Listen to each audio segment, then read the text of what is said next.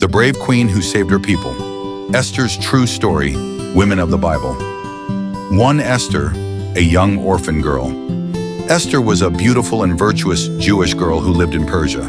Her parents had died, and she was raised by her cousin Mordecai.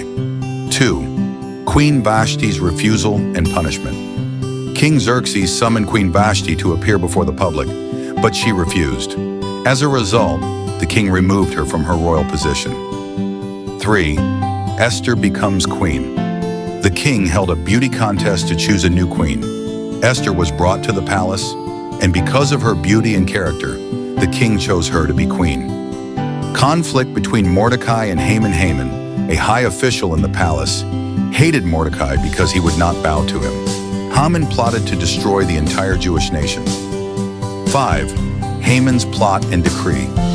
Haman obtained the king's permission to issue a decree for the extermination of the Jews. The news spread across the empire, and the Jews mourned. 6. Mordecai's plea and Esther's fear. Mordecai sent a message to Esther, urging her to speak to the king on behalf of her people.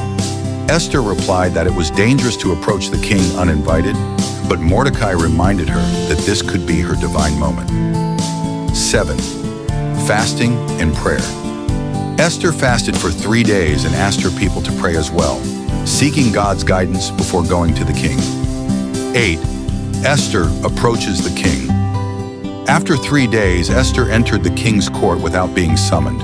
The king showed mercy and extended his golden scepter. Esther was spared. 9. The banquets and revelation. Esther invited the king and Haman to 2 banquets. At the second banquet, she revealed Haman's plot and disclosed her Jewish identity. 10. Haman's punishment. Enraged, the king ordered that Haman be hanged on the gallows he had prepared for Mordecai. 11. Mordecai's promotion. The king promoted Mordecai to a high position and gave the Jews the right to defend themselves. Celebrations broke out in Jerusalem.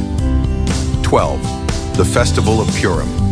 To commemorate their deliverance, the Jews established the Festival of Purim, which is still celebrated today. It stands as a testimony to Esther's courage, prayer, and God's intervention.